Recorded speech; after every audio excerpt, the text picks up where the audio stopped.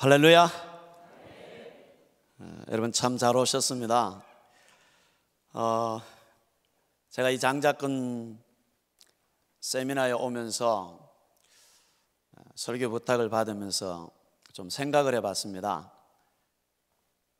내가 여기 와서 무엇이 달라졌을까? 우리 이영환 목사님을 만나고 이 세미나에 참석하면서 제 삶에 아주 분명하고 선명해진 것 하나가 로마서 8장 13절에 나오는 말씀이었습니다.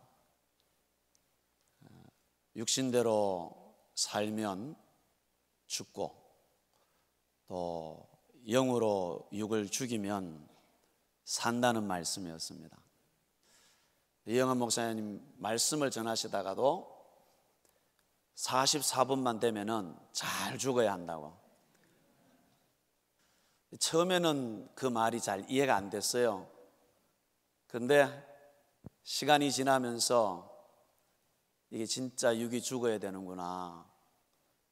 그리고 금식 기도를 하면서 그걸 엄청 깊이 깨달았습니다. 그래서 지금도 육이 죽으려고 애쓰고 있습니다. 그러면서 또 한 가지, 이 세미나에 와서 우리 교회가 굉장히 영적으로 많이 좋아졌다는 얘기죠. 특히 뭐 큰 소리로 기도해야 됩니까? 박수는 쳐야 됩니까? 그래야만 하나님이 들으십니까? 그러던 선임 장로님이 이 크고 큰 소리로 이거 배우고 나서는 사람이 완전히 180도 바뀌어버린 겁니다. 그리고 지금은 가장 큰 소리로 1시간 이상씩 손을 들고 기도하고 있습니다. 선임 장로님이 이렇게 변화가 되니까 저희 교회는 이 장작권 적용하기가 굉장히 쉬웠어요. 지금도 주일 오후 예배는 이 전도 부분 이걸 가지고 계속 선포하고 있습니다. 얼마나 좋은지 모르겠습니다. 그리고 또 하나는 이 세미나에 올 때마다 기도 응답이 있었다는 얘기입니다. 그래서 저는 올 때마다 기대가 돼요. 하나님께서 이번에는 또 어떤 응답을 주실까? 여기 와서 제가 그런 부분들을 많이 체험을 합니다. 도저히 안 되는 일인데, 그리고 기대하기도 어려운 일인데 하나님이 이 세미나 참석 도중에 또는 참석하고 내려가는 도중에 하나님께서 기적을 베풀어서 응답해 주신 소식을 듣게 만들었습니다. 여기에 참석하신 우리 목사님들 또 사모님들에게도 하나님께서 응답 주실 줄 믿습니다.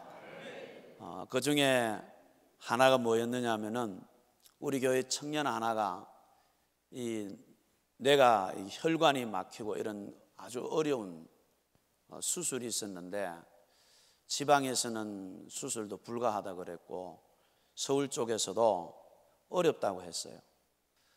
근데 세미나 참석하는 첫날 밤에 하나님께서 저로 하여금 한없이 울게 하는 겁니다. 정말 눈물인지 콧물인지 구분이 안 될 만큼 울었어요. 근데 하나님께서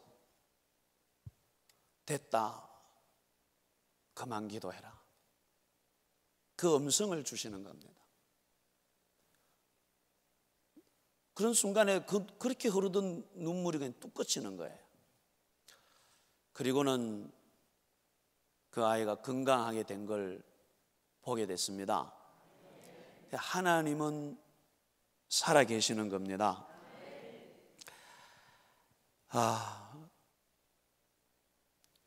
그 외에도 기도 응답들이 참 많은데요, 기적 같은 일들이 계속해서 주시더라고요. 여기서 그 간증을 하려고 쓴 것은 아니고 오늘은 그냥 말씀을 좀 나누고 싶습니다. 저는 목사가 됐지만은 성경을 많이 본 목사가 아니에요. 그런데 어느 날 시편을 읽는데 이 시편이 전부 제 가슴 속으로 파고 들어오는 거예요. 얼마나 제가 그 시편을 읽다가 울고 또 울고, 하나님 내가 죄인입니다. 하나님 내가 죄인입니다. 그렇게 제가 그 시편 앞에서 참 많이 울었어요. 그리고 나니까 말씀이 그리워지는 거예요. 자꾸 보고 싶어지고, 그래서 또 보게 되고 또 보게 되고, 그러면서 이 하나님 말씀이 저한테 선명하게 다가오는 말씀들이 얼마나 제 가슴에 기쁨을 주던지요. 근데 여러분, 성경이 좀 복잡게 느껴집니까? 66권이나 되고 말씀이 참 많잖아요. 근데 제가 어느 날 요한복음을 읽고 있는데, 요한복음에서 예수님께서 성경을 말씀하시는데 딱 한 절로 성경 전체를 말씀하시는 게 눈에 싹 들어오는 거예요. 요한복음 5장 39절인데, 너희가 성경에서 영생을 얻는 줄 생각하고 성경을 연구하거니와 이 성경이 곧 내게 대하여 증언하는 것이라. 예수님이 딱 한마디로 말씀하시는 거예요. 이 성경은 내게 대해서 증언하는 것이다. 아, 성경은 예수님에 대해서 증언하는 것이구나. 이 하나가 제 가슴을 치고 들어오는 거예요. 그런데 어느 날 정말 이 말씀이 제 안에 크게 깨달아지고 감동이 되는 날이 왔어요. 그게 바로 누가복음 24장 44절에서 48절까지 나오는 그 말씀이었거든요. 이 말씀을 보고 있는데 부활하신 예수님이 제자들에게 나타나셔서 성경을 풀어주시는 장면 아닙니까? 그게 보니까 예수님 뭐라고 말씀하냐, 모세의 율법과 선지자의 글과 시편에 나를 가리켜 기록된 모든 것이 이루어져야 한다고 말씀하시는 겁니다. 이게 구약 성경을 얘기하는 거잖아요. 그러면서 그 밑에 내려가니까 46절에 이같이 그리스도가 고난을 받고 제3일에 죽은 자 가운데서 살아날 것과 이래 돼 있어요. 여기 세 단어가 눈에 딱 들어오는 겁니다. 고난, 죽음, 부활. 그래서 성경이 다 해결이 됐어요. 예수님이 이 성경에서 나를 증언하니라고 말씀하시고, 나에 대해서 무엇을 증언하는가? 그건 고난과 죽음과 부활이란 얘기입니다. 이 세 가지를 붙잡았어요. 그리고 어느 날 사도행전을 읽기를 시작하는데, 사도행전에서 사도들이 무엇을 전하고 있는가? 그게 제 눈에 막 들어오기 시작하는 겁니다. 이 사도행전을 보게 되니까 사도들은 오직 예수 그리스도가 죽으셨는데 하나님이 살리셨다는 겁니다. 그래서 너희가 예수를 십자가에 못 박았으나 하나님은 살리셨도다. 여기에 인생 전부를 걸었더라고요. 이거 전하다가 그들이 다 순교하더라고요. 이거였구나. 저는 그날 이후로부터 제 믿음은 아주 견고해졌습니다. 성경에 보는 눈이 열려졌습니다. 그래서 지금은 성경이 얼마나 제게 귀한지 모르겠습니다. 여러분에게 한번 묻고 싶습니다. 여러분, 믿음이 흔들립니까? 믿음이 흔들립니까? 저도 믿음이 흔들린다고 생각했어요. 그런데 신념은 흔들려도 믿음은 결코 흔들릴 수 없다는 겁니다. 믿음이 흔들린다면 그것은 이미 믿음이 아니라는 사실입니다. 왜 그런가 하니 믿음이라는 것은 하나님의 말씀 위에만 세워지는 겁니다. 믿음이라는 것은 그리스도의 말씀을 들을 때만 나오는 것입니다. 말씀이 흔들려요? 말씀이 흔들릴 수 있습니까? 없어요. 그렇다면 그 말씀 위에 세워진 믿음도 결코 흔들릴 수 없다는 사실입니다. 그런데 많은 사람들이 믿음이 흔들린다고 말합니다. 왜 믿음이 흔들립니까? 제가 생각을 해봤어요. 제 경험을 속에서 이유가 있더라고요. 수많은 사람들이 오랫동안 교회를 다니고 예수를 믿는다고 말하지만은 실제로 자기가 믿는 믿음의 대상이 불분명하다는 사실입니다. 하나님의 말씀 위에 자기의 믿음이 세워지지 않았다는 거죠.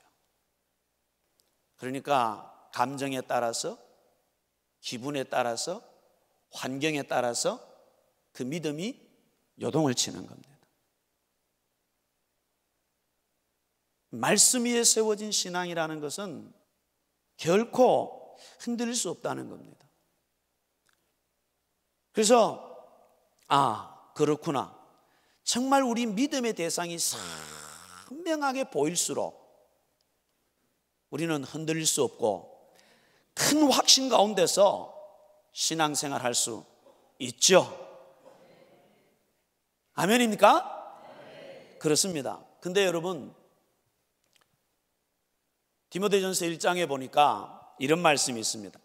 영원하신 왕, 곧 썩지 아니하시고 보이지 아니하시고 홀로 하나이신 하나님. 하나님이 어떤 분이냐? 하나님 보이지 않아요. 성경에 딱 못을 박았어요. 디모데전서 6장 16절 말씀에도 보면은 오직 그에게만 죽지 아니함이 있고 가까이 가지 못할 빛에 거하시고 어떤 사람도 보지 못하였고 또 볼 수 없는 이시니.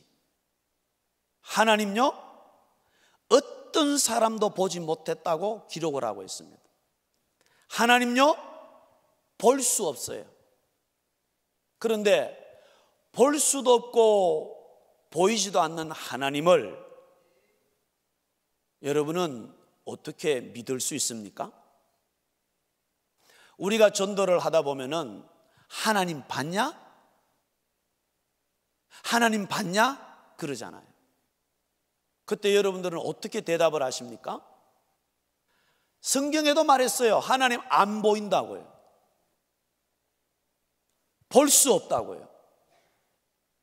그런데 만질 수는 있습니까? 만질 수도 없어요. 또 한마디 더 해요.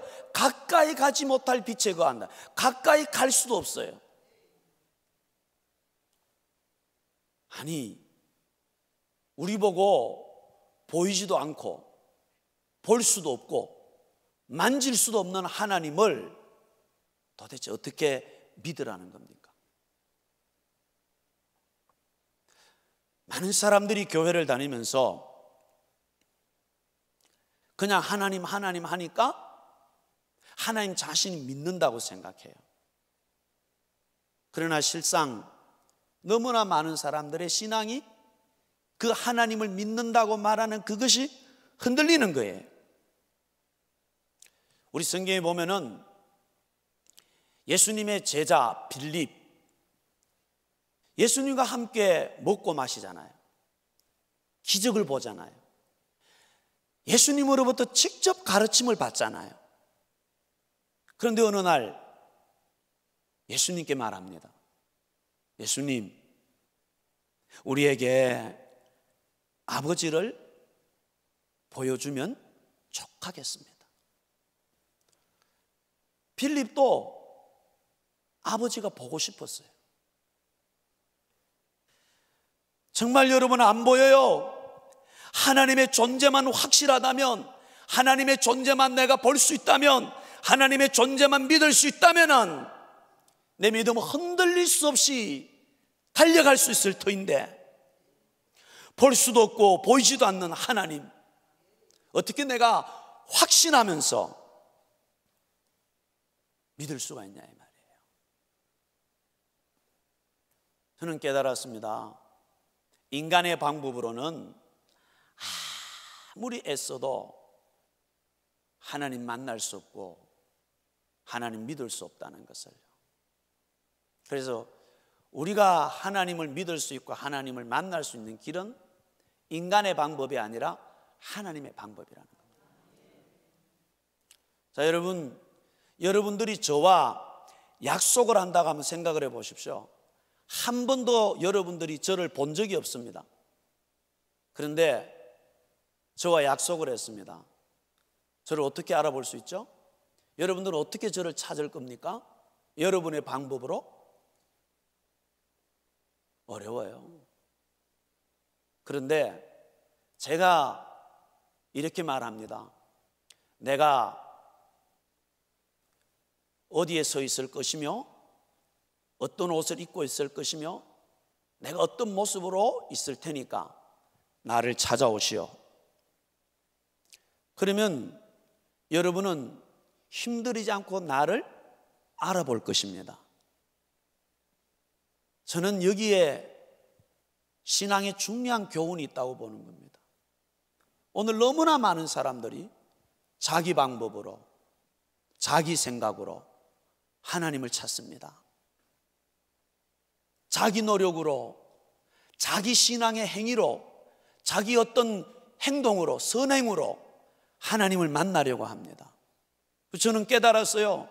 그런 방법으로는 죽을 때까지 평생 영원히 하나님 못 만난다고요. 그런데 하나님께서 약속하셨어요. 내가 이렇게 너를 만나주겠다. 그래서 볼 수도 없고 보이지도 않는 하나님, 우리가 만날 수 있고 믿을 수 있고 확신할 수 있고 흔들릴 수 없는 믿음을 가질 수 있는 길이 뭐냐? 그건 하나님이 주신 방법밖에 없더라는 겁니다. 그 방법이 뭔지 아세요? 그게 예수 그리스도임을 성경에서 정확히 보았습니다. 성경에 이 예수 그리스도만 알면, 이 예수 그리스도만 만나면 모든 것이 깨달아지고 모든 것이 믿어지고 흔들릴 수 없는 믿음의 반석 위에 내 신앙이 세워지더라는 것입니다. 그래서 요한복음 1장 18절 말씀에 보면 본래 하나님 본 사람이 없다고 했어요.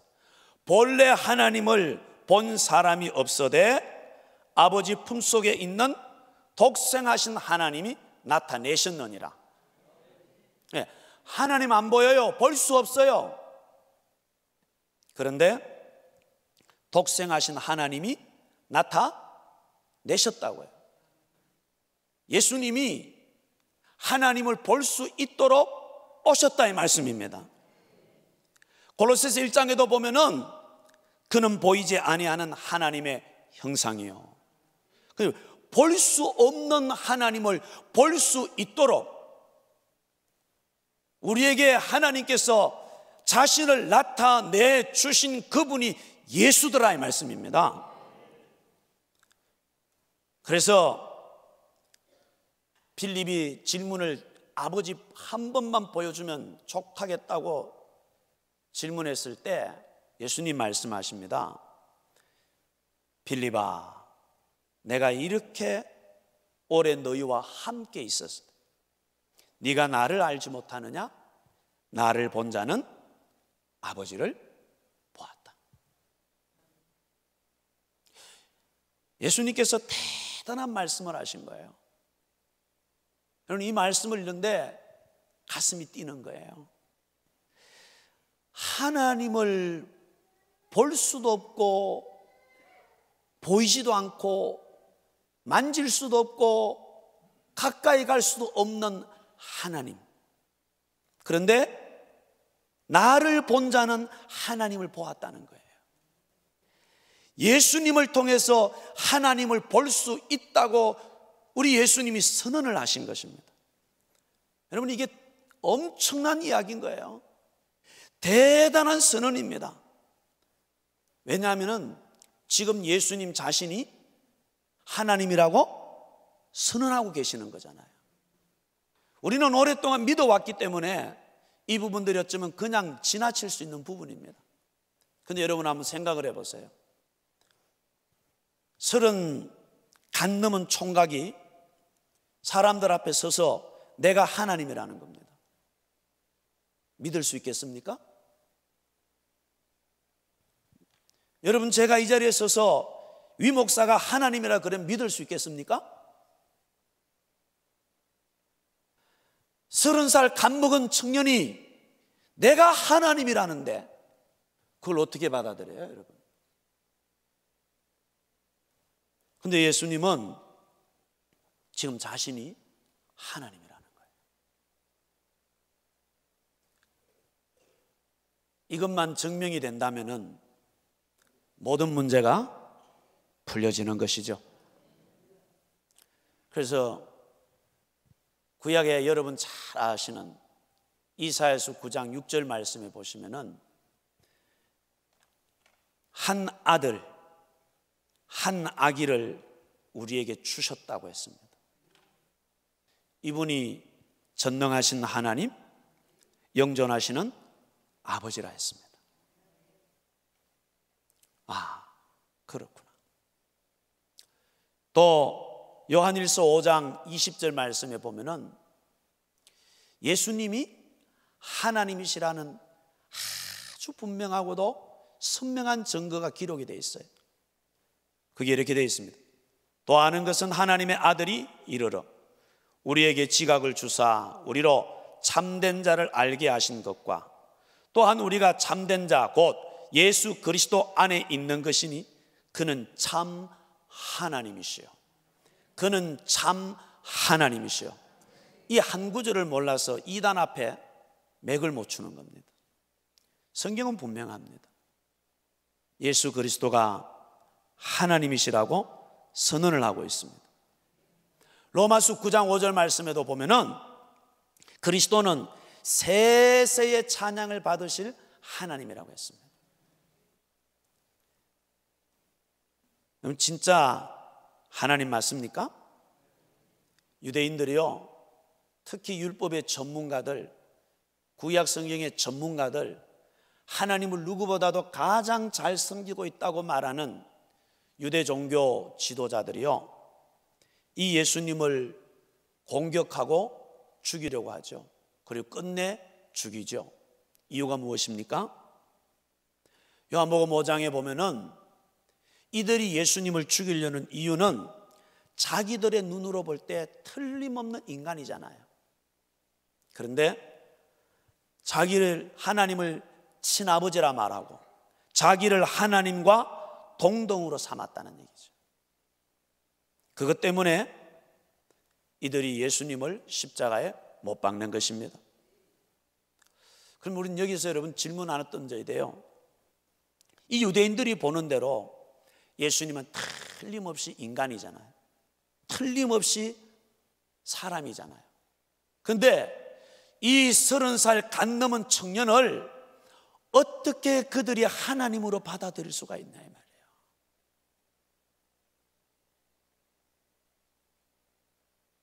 오늘 우리는 이 예수님을 어떻게 하나님으로 받아들일 수가 있냐 이 말입니다.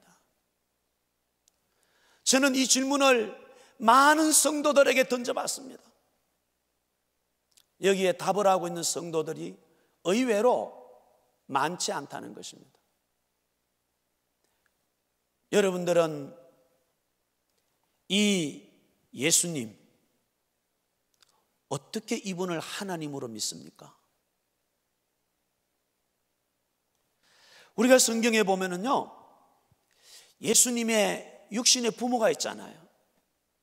예수님의 동생들이 있잖아요. 요한복음 7장에 보면은 예수님의 형제들이라도 예수를 믿지 아니함이라고 말씀하고 있습니다. 함께 살아온 그 형제들도 예수를 하나님으로 믿지 않았습니다. 심지어 예수님의 친척들은요, 예수가 미쳤다는 거예요. 그래서 미친 예수 잡아야 된다. 예수 잡으러 갔습니다.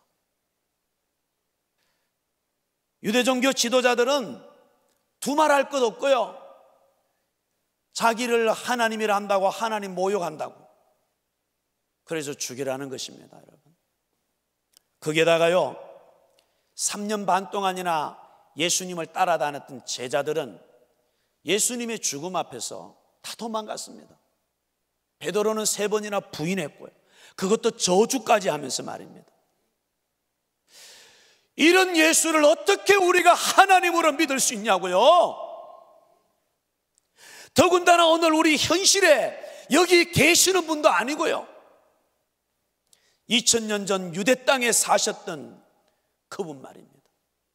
오늘 이 시대처럼 문명이 발전하고 과학이 발전해 있는 이런 시대에 어떻게 우리가 이 사람 예수를 하나님으로 믿을 수 있단 말입니까?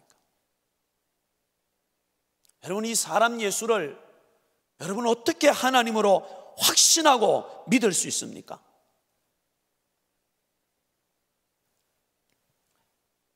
우리가 이것만 분명하다면 저는 우리의 신앙이 어떤 경우에도, 어떤 핍박에도, 어떤 환경에도, 어떤 감정에도, 그 누가 무슨 소리를 해도 흔들리지 않는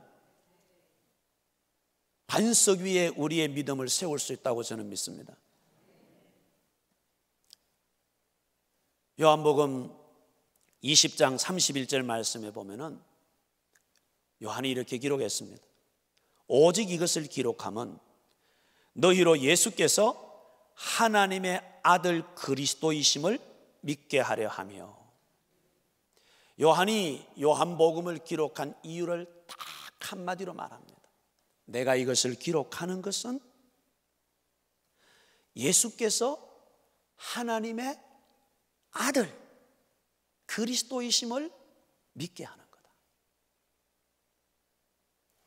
요한복음을 보면서 우리가 발견할 수 있는 것은 예수님이 하나님의 아들이라는 겁니다. 예수님이 하나님의 아들 그리스도라는 겁니다. 다시 말하면 이분이 하나님이 보내신 메시아라는 거죠. 이분이 곧 하나님이시라는 겁니다. 이분을 믿어서 그 이름을 힘입어서 영생을 얻게 하려 함이라. 이 예수님만 알면, 이 예수님이 하나님으로 믿어지면, 이것만 깨달아지면, 이분이 그리스도라는 것만 깨달아지면 우리의 신앙은 분명하다.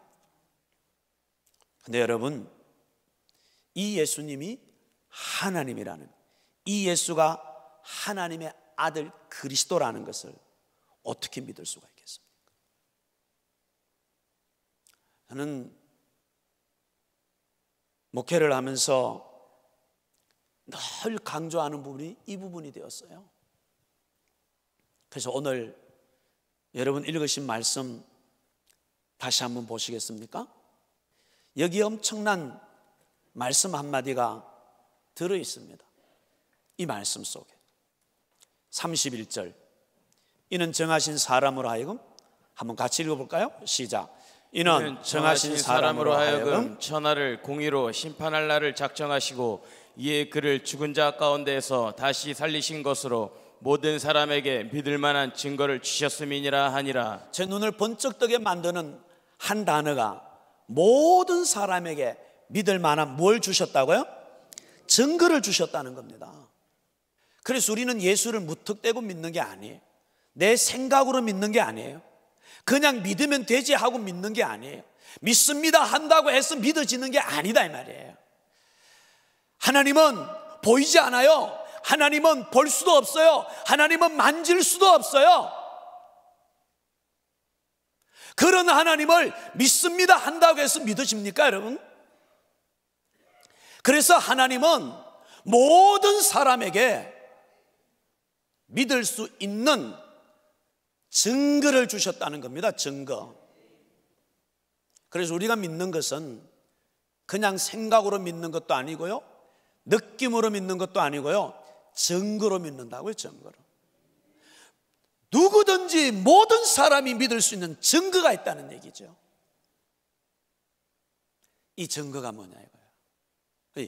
이것이 우리가 보이지 않고 볼 수도 없고 만질 수도 없는 이 하나님을 믿을 수 있는 증거, 예수를 하나님으로 믿을 수 있는 증거, 예수를 그리스도로 믿을 수 있는 증거다 이 말씀이에요. 이 증거가 있으니까 흔들리지 않는 것이죠. 이 증거가 있으니까 어떤 경우에도 우리의 믿음은 여동치지 않습니다. 그러나 너무나 많은 사람들이 자기 안에 증거가 없어요. 고린도후서 13장 5절 말씀에 너희 자신 한번 시험해보라 하잖아요. 너희 안에 믿음이 있는지, 그리고 확증하라 하잖아요. 뭐라고요? 확증하라고요. 확실한 증거가 있는지 보라 이 말입니다. 진짜 내가 하나님을 믿고 있는 하나님의 자녀면, 내가 정말 거듭난 사람이면, 내가 정말 구원받아서 내가 이 땅에 믿음을 가진 사람이면 내 안에 증거가 있어야 된다. 예수 믿는 것은 받은 증거 많다. 증거로 믿는 거예요. 그것이 우리의 신앙을 흔들 수 없게 하는 것이라고요. 그게 뭐라고요? 여기에 말씀해 보니까 다시 한번 31절에 보시면은 이는 정하신 사람으로 하여금, 이 정하신 사람이 예수님입니다. 천하를 공의로 심판할 날을 작정하시고, 이미 심판할 날은 작정되어 있습니다. 그래서 증거가 없고 있어도 이걸 믿지 않는 사람은 심판에 나아가는 거죠. 그래서 이 심판에 들어가지 않도록 하기 위해서 하나님은 우리에게 모든 사람에게 믿을 만한 증거를 주셨습니다. 그 증거가 이랬습니다. 그를, 예수를 죽은 자 가운데서 다시 살리신 것, 이게 증거라고요. 예수를 죽은 자 가운데서 다시 살리신 것, 이것이 아무도 흔들 수 없는 하나님이 주신 믿음의 확실한 증거다 이 말씀이에요. 이렇게 확실한 증거, 그것이 예수 그리스도의 죽으심과 부활입니다. 사랑하는 여러분, 이 부활이 진짜입니까? 저는 저 자신이 크게 실수를 해왔고, 저 자신이 정말 놓치고 살았던 것이 이거였음을 깨달았습니다. 우리나라에는 부활절이라는 것이 있어요. 그래서 부활절에만 예수 부활을 외쳐요. 그날이 지나가고 나면은 부활이란 소리를 꺼내지 않습니다. 설교에서도 사라지고 우리들의 삶에서도 사라집니다. 부활소망 부활소망 외친 그것이 부활절 뿐이에요. 그런데 여러분, 사도행전을 읽어보십시오. 사도들이 무엇을 전하는지를 보십시오. 너희가 예수를 십자가에 못 박았어. 그런데 하나님이 다시 살리셨어. 그것만 전해요. 그거 외에 다른 것 전하는 것이 있는지 보라고요. 없습니다. 오직 십자가에 못 박혀 죽으신 예수님을 하나님이 다시 살리셨다는 얘기죠. 이게 여러분 꾸며낸 이야기가 아니고 확실한 증거라는 걸 우리가 어떻게 믿죠? 많은 증거들이 있지만 저는 두 가지를 말씀드리고 싶어요. 하나가 예수님 자신의 죽음에 대한 예언입니다. 어느 인간도요, 자신이 어떻게 죽을지를 정확히 예언할 수 있는 사람은 없습니다. 그러나 예수님은 마태복음에서만 5번이나 자신의 죽음을 예언합니다. 내가 예루살렘에 올라가서 유대 종교 지도자들로부터 많은 고난을 당하고 그리고 이방인 손에 넘겨져서 십자가에 죽을 것이고 3일 만에 다시 살아나겠다. 예수님 말씀하신 그대로 이루어졌고요, 이것은 구약에 예언된 그대로 성취된 것입니다. 그래서 이분이 하나님의 아들이시고 그리스도다 이 말씀입니다. 이것조차도 여러분 꾸며낸 이야기로 주장할까 봐 우리 하나님께서는 사도들의 증언을 사도행전에서 남겨주시는 겁니다. 이 사도들이 누구예요? 예수님 죽음 앞에 다 도망갔어요. 베드로 같은 인물은 예수님 모른다고 3번이나 저주까지 하면서 부인했어요. 지 목숨 하나 살아보려고. 그토록 사랑해 주시던 스승을 배반하고 버리고 떠나갔습니다. 이런 제자들이 180도로 바뀌었어요. 무엇이 이들을 바꾸어 놓습니까? 부활이에요. 죽었던 예수님이 자기들 앞에 나타나는 거예요. 그래서 그들은 그날 이후로 여러분 예수 부활만 전해요. 그런데 성경에 보니까 참 놀라운 한마디 고백이 뭐냐면은 요한복음 2장 22절에 보면은 제자들도 예수님의 부활을 본 후에야 그분이 하신 말씀과 성경을 믿었더라고 기록해 놓고 있습니다. 이 흔들리는 신앙이 흔들리지 않는 신앙이 된 거죠. 무엇이 그들을 이렇게 만들었습니까? 그게 바로 부활이었습니다. 우리는 사울을 압니다, 여러분. 교회를 잔멸하고 믿는 사람들을 잡아서 죽이고 옥에 가두었던 이 사람, 예수 옛자만 들어도 피가 거꾸로 흘렀던 이 사람, 저 시리아의 다메섹까지 예수 믿는 사람들을 잡으러 가던 이 사람, 이 사람을 바꾸어 놓고 이 사람을 뒤집어 놓고 이 사람을 새 사람으로 만든 게 뭐냐 이 말이에요, 여러분. 부활하신 주님이었습니다.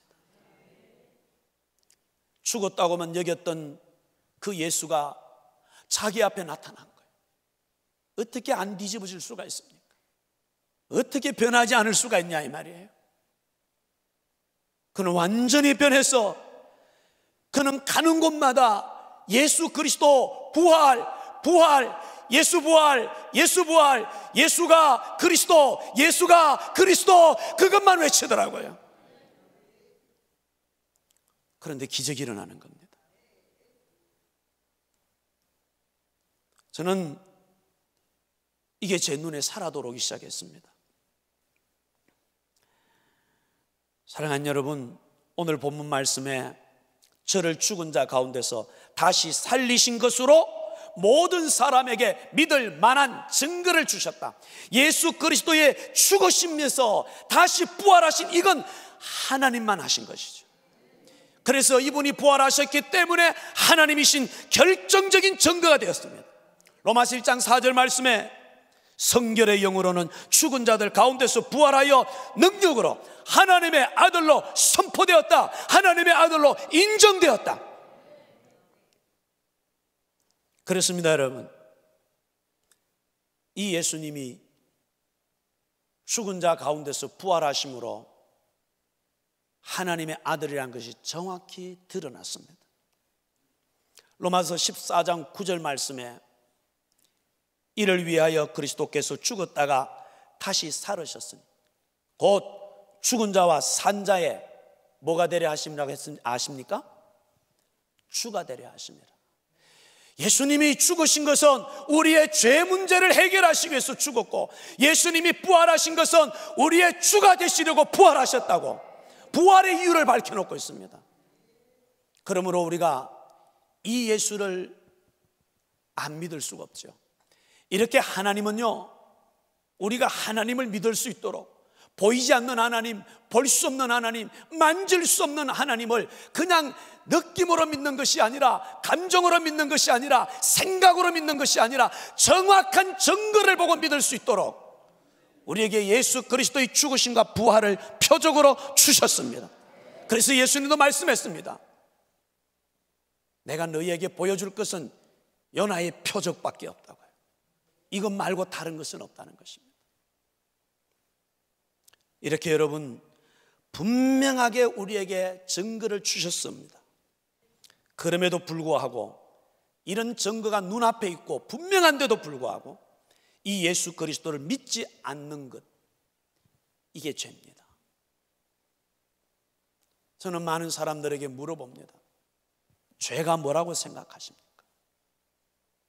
근데 많은 사람들은 죄를 살인이고 도둑질이고 간음이고 이런 데다 갖다 붙여요. 여러분, 성경에 요한복음 16장 9절 말씀에 보면은 예수님이 분명하게 선언을 해서 말씀하셨습니다. 죄에 대하여라 함은 저희가 나를 믿지 아니하며. 성령이 오셔서 책망하시는 죄는 이제라고 말씀했습니다. 여러분, 나는 정말 예수를 믿고 있습니까? 이렇게만 물으면 많은 사람들이 쉽게 나 예수 믿습니다. 그러나 여러분 아십시오. 예수님은 구원자십니다. 동시에 그분이 주님이십니다. 주님의 인격은 나누어지지 않습니다. 그러나 너무나 많은 사람들이 예수님이 나의 죄를 용서해 주시는 구원자로만 믿어요. 여러분, 우리가 구원자로 믿는 그 예수님, 그 동일하신 예수님이 주님이시라는 것입니다. 여러분, 어제도 이영환 목사님께서 장자권이 뭐라고요? 주인 바꾸는 것이, 주인 교체하는 것이라 했습니다. 여러분, 내가 구원자로 믿는, 나의 구원자라고 말하는 그 예수님이 나의 주님이시라는 겁니다. 그래서 저는 확신합니다. 누구든지 이 예수님을 내 인생의 주인으로 믿지 않는 사람은 믿는 게 아니라고요. 예수님은 분명히 우리의 주가 되시려고 부활하셨습니다. 그리고 여러분들이 너무나도 잘 아는 로마서 10장 9절 말씀에 보면은 네가 만일 네 입으로 예수를 주로 시인하며, 예수를 주로 시인하며 또 하나님께서 그를 죽은 자 가운데서 살리신 것을 네 마음에 믿으면 구원을 받으리라. 예수님이 주님이십니까? 시간이 갔지만 이 한마디는 더 하고 싶습니다. 오늘 많은 사람들이 성경을 보고 잘못 쓰는 언어 중에 하나가 뭐냐면 선악과라는 표현입니다. 선악과, 창세기 2장에 나오는 선악과라는 표현을 읽으면서 그 말을 줄여서 그냥 선악과라고 얘기합니다. 그런데 여러분 자세히 보십시오. 성경은 선악과라고 기록하지 않습니다. 선악을 알게 하는 나무의 열매라는 겁니다. 저는 선악과라고 부르는 자체가 사탄이 우리를 교묘하게 속이는 거라고 저는 봤습니다. 왜냐? 선악과라고 부르니까 그 중요한 단어 하나가 빠지는 거예요. 선악을 알게 하는 나무의 열매, 알게 하는 나무의 열매. 이거 먹으라 했어요? 먹지 말라 했어요? 먹지 말라 했습니다. 이 말이 무슨 뜻입니까? 너는 선과 악을 알면 안 돼, 이 말입니다. 하나님은 우리가 선악을 아는 것을 원치 아니하셨어요. 그럼 선이 뭐고 악이 뭡니까? 너무나 많은 사람들이 선과 악을 윤리와 도덕으로 풉니다. 아니에요, 여러분. 선은 하나님의 좋아하심입니다. 악은 하나님의 싫어하심입니다. 하나님이 좋아하시는 것이 좋은, 그것이 선이고, 하나님이 싫어하는 것이, 그것이 악이에요. 무슨 얘기냐면은 모든 절대 기준은 하나님 한 분뿐이라는 것입니다.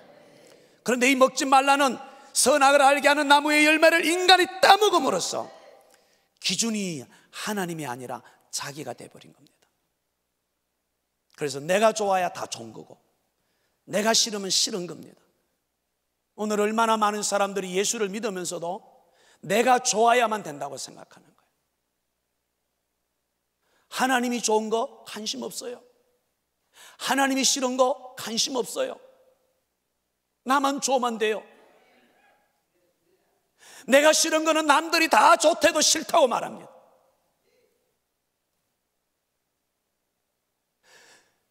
이 기준이 어떻게 돼버렸어요? 선악을 알게 하는 나무의 열매를 따먹은 그때부터 인간은 기준이 하나님이 아니라 자기라 이 말입니다. 그래서 모든 것이 자기 중심으로 돌아가는 거예요. 하나님이 나에게 이걸 보여주시는 거예요. 기준이 너다.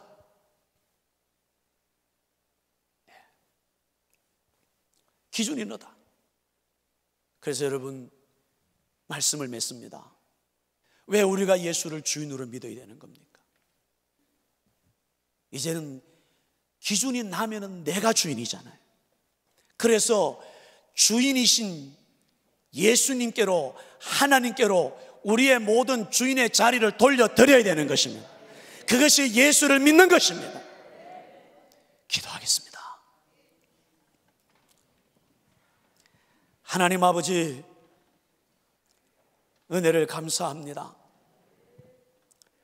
정말 볼 수도 없고 만질 수도 없는 하나님을 우리가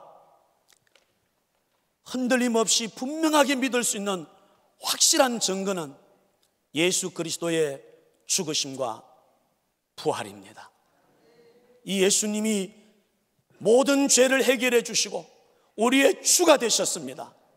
예수님을 나의 주인으로, 내 인생의 주인을 교체해서, 이제는 정권 교체해서 나의 다스림, 나의 모든 통치자는 주님만이 되셔서 우리의 인생 주님 뜻대로만 살게 하옵소서. 예수님의 이름으로 기도합니다. 아멘.